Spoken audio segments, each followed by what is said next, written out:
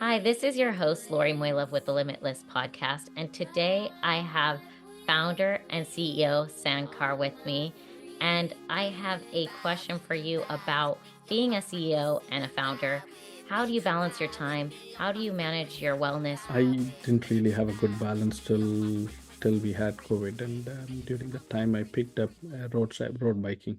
By a couple of my friends put me on to road bikes, and then I now bike regularly every weekend if there is no rain, of course. Yeah. Hmm. In the Orange County area has a lot of biking trails and stuff, a lot of really cool places. So that's the only thing that I do at this point. It's very meditative, go on those long bike rides.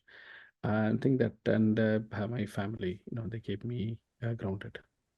Yeah, I agree. Spending time with your family keeps you clear, grounded, and having other perspectives so you're not all about business Yep. all the time. And I was wondering if you could go a little bit into how did Odyssey get born? Like how did you start with entrepreneurship? Sure. I was actually working for a charity called the Shankarai Foundation, and one of the other founders had a company called QFlex. They were making flexible PCBs.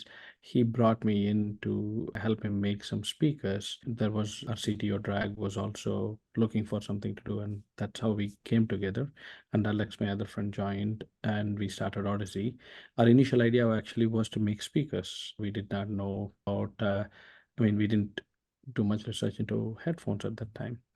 And then we made our first headphone because making speakers was very expensive proposition. We couldn't really afford on a bootstrapped budget. And we took one of those headphones to a local headphone show. This was late 2009 when all these forums and stuff were getting, on HeadFi and other places were getting very active.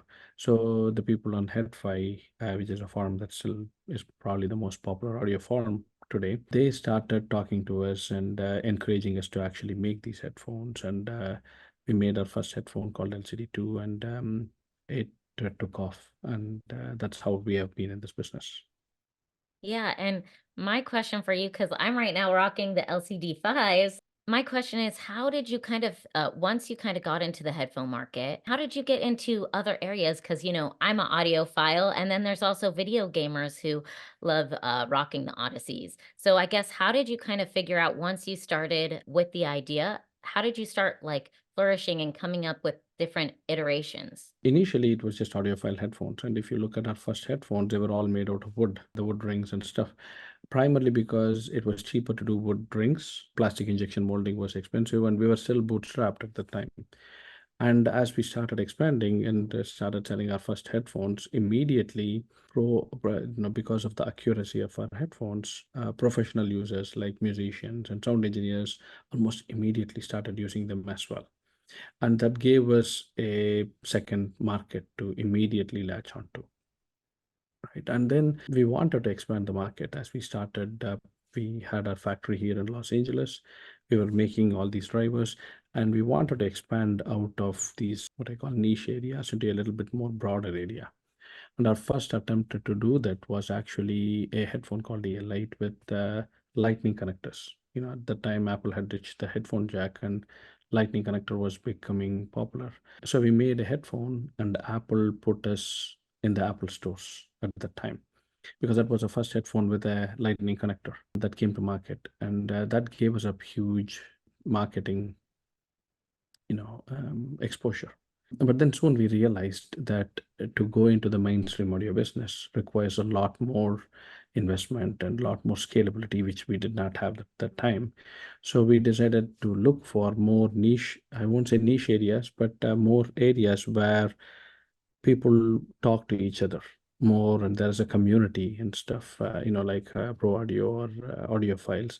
And then gaming was an obvious choice because a lot of gamers also started using our headphones at the time.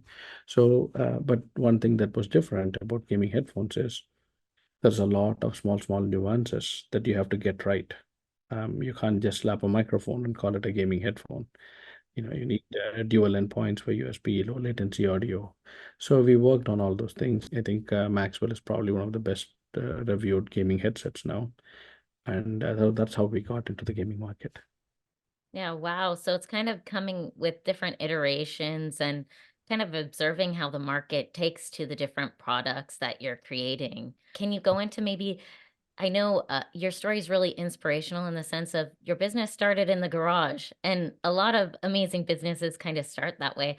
Can you kind of go into where the beginning phases were that maybe could inspire other entrepreneurs who are maybe in that garage right now? In the initial days, one of the things that when people ask me, did you have an idea of what you're going to do? And we were very naive. We did not know what we were doing. We made a lot of mistakes. And the reason I mentioned this is because it took us several iterations, even before Maxwell, to get the Maxwell right.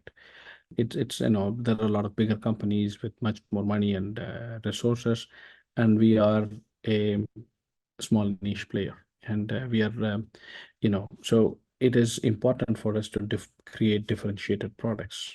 So the one thing that we haven't lost is our North Star is always we want to make cutting edge products. It's not the same, other people are there to make it. It is what can we bring in that is very different from than other companies. So that has been our North Star for a long time, and that will continue. So that is what actually helps us. And again, it's perseverance, right? You try different things, try to figure out where the market is going, because each headphone takes about 18 to 24 months to actually bring to the market. So if I start designing a headphone today, I have to figure out, hey, what will be the market's demand in 18 months or 24 months? And that's a key part of it, trying to figure out what products you should make 24 months from now or next few years. And some of this actually came from our first design company that we used, at Audeze, BMW Design. Um, so they taught us some of these things and their philosophy and stuff that we tried to imbue and put it into Audeze. When we did the first product, CL8 and Shine headphones, BMW has a design center here called DesignWorks in near Thousand Oaks. So Mhm. that's where they design all the electric cars and stuff. So they sometimes also do design projects for other companies outside. So in the early days, we somehow convinced them to work with us. And when we went and met with, they asked us what is our philosophy in product development, all these things, which we had never thought about till that point. We had like, okay, we make this and stuff like that.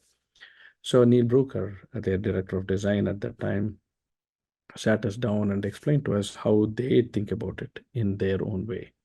They think about, okay, 10 years from now, this is where I want to be. Right. And then I have two product cycles between them. I can release two products. So what do I have to do to work backwards to go to where I want to be? What is it? 30% of it I can achieve in the next few years. Can I achieve the next 60% in that? So we try to do those kind of things. For example, we realized quite early that spatial audio will be something very interesting. Mhm. So when we designed the Mobius headphones, for example, in 2017, and even Maxwell, we tried to see if we can design some of those things into our headphones. So that's basically our, philosophy is like try to figure out what we want to do a few years down the lane and try to see if we can achieve a portion of it in the next release and the next release. Wow. So creating that roadmap, having your target and then creating that roadmap, reverse, I guess, bringing it back to engineering, reverse engineering it, and Correct. finding that roadmap and that template. Now, a question I have for you bringing up engineering is that you come from an engineering background. Your master's is in electrical engineering. If you were talking to yourself when you were getting your master's, what would be three key points that you would tell someone who's currently in college or going to school for engineering, some 3 points that you've learned along your path? Yeah. So a couple of things. One is there's a lot of people out there who are willing to help you. You just need to ask and don't be too shy. And some of these things you can pick it up along the way. You don't need to be an expert in everything. For example, when we started Odyssey the first time, we went to a bank to get a loan. I never, as you mentioned, my background is engineering. I'd never taken a course in finance or accounting ever in my life because in India, you don't need to take a course in accounting or finance as a part of your Mhm. coursework. So the first time we went to a bank to get a loan, the bank manager asked me, "What is your EBITDA?" And I had no clue. I had never heard this term before. I mean, it was like, then I called up one of my uncles in Texas, and he was a CPA, and he's like, "Why don't you come here for a week and sit down with me and learn some basics of these things?" So I actually went, spent a few, I think a weekend and few days sitting with him and learning basics of how do you do accounting and how do you set up projections and cash flow analysis, which I do till today at Odyssey. Mm. um, so those are the kind of things that actually help. So never be shy about things that you do not know. The thing world is big and we don't know everything. And the second thing is perseverance, right? You need to keep working on things. Those are the two main things. Other than that, everything else, you can do with. But these two things, I think, are core factors. Now with Odyssey and, innovation, what are some things, like you were saying, 10 years out, what are some visions that you have for the company and where you think things will be going? You mentioned Atmos and other things, so where do you see things going? There's going to be a lot of progress. One of the areas where we are investing heavily or doing research heavily is in wireless, low latency wireless, right? So with the new headphones that we worked with PlayStation headsets that are launching in a couple of weeks, these have a lossless wireless link that actually is very low latency, especially for gaming and even for musicians who play music and guitars and stuff in the future. I think this will become very useful feature. So this is one area where we are putting a lot of emphasis on. The second area, of course, is spatial audio. We are now agnostic. We are pretty open about our sensor information. Anybody who, any plugin manufacturer or anybody who works in spatial audio can access our headphones sensor information and use it in their own algorithms. In fact, we had one very interesting interaction from a university group, Case Western, Case Western University.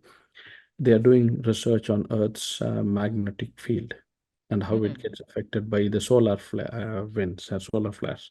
And they are using head tracking headphones to figure out how these things change over a period of time by measuring the field from various points in the earth and mapping them. I mean, which is very, very different than what we talk about. But mhm. there are a lot of these interesting things coming up that are enabled because of new sensors embedded into the headphones, whether they are health sensors, accelerometers, these kind of things. The last one, I think, where we will have a significant, where will things will change significantly is on AI. If Mm, you see our latest Maxwell headphone, it has a neural network accelerator. It removes all the noises, whether a dog barking or children crying or anything, out of your microphone in real time. And that's one of the features that we get the most positive feedback on. And wow. as these chipsets become cheaper, I think more of these algorithms can be put, not just noise removal, but can be put enhancements in speech Mm, for people with hearing issues or people with disabilities. Can we enable them to hear things in a different way, like pitch shift it and stuff like that? And those kind of things I think will have major impact. One of my favorite apps is an app that I use called it's an app that allows me to remove things in music. I just need to mm, upload a song that I have, and I can only hear the guitar strings or the vocals. mm, So those kind of things are becoming very easy to access. Not only easy to access, but easy to make. To mhm. make those kind of software or make that kind of headphones, what would take us 18, 24 months would be a couple of months now to Wow. those features. So those accessibility to those kind of features will change a lot of headphones. I expect every headphone to have the noise removal feature built in by default in future. Wow. Those kind of things. So those are the three things I think we are putting a lot of emphasis on: wireless, spatial audio, and AI. Wow, that's so true. And innovation and all that. I ask each of my guests to give me one word that kind of bonds them with creativity. And I was wondering what that one word would be for you, Sankar. Perseverance, right? I think people need to keep working on things. Sooner or later, it clicks, and the effort comes to fruition. It might not be quickly done overnight, but over a long period of time, things you get the good karma accumulating. Right? I agree. You got to build off that good karma. And the other thing I now start asking my guests is, what piece of art kind of inspires you? Is there something that you go back to, whether it's a book, poem? What would that one piece of art be? Yeah, quite a few things. In fact, we actually have it's a little bit of fun. The company Audeze itself is named after 2001 Space Odyssey movie. It's the most intense movie I've ever seen. When I saw it, I actually saw it in the Egyptian theater. They had put Oh, the cool. 70 mm, they had brought it back. I think it was 40 years after release or 50 years after release or something. There was an event, and I actually bought a poster of the movie from and that was actually in my room in my previous job. And when we were looking for the names for Odyssey, we tried to replace the word Odyssey. And the only domain name that was available was Odyssey. That's how we ended up with the name. But even in art, a lot of our products, logo, and other things are inspired by MC Escher. So Mhm, if you look at our logo, it is similar to a Penrose triangle, inspired by mhm, a Penrose triangle. We have products called Mobius, Penrose, Deckard, and a lot of these products as well have science fiction character names or products names. Some of the design itself, for example, is inspired by science fiction. We have a mhm, small speaker product called Filter, mhm, and the design of it was inspired by the TARS robot in Interstellar. You can see, it upside down, it looks like that. So quite a bit of, a lot of science fiction geeks at mhm, Odyssey. And, we try to make things that seem impossible true. That's, mhm. like when we put head tracking in Mobius 7, 8 years ago, or now with these newer products, and I think that resonates with us with the false perspective and impossible drawings that Escher made. Mhm. So, Yeah. So it's dreaming the impossible and making it true. And, just like right. you were saying, is like that perseverance and targeting those, where are you gonna be in 10 years? And with our creatives, you just gotta map it out, kind of like Sankar was saying. And where can some of our guests either find you or find Odyssey and learn more about Odyssey and what they're up to? Yeah, so recently we were purchased by Sony, place the Mm. Sony Interactive Entertainment Group.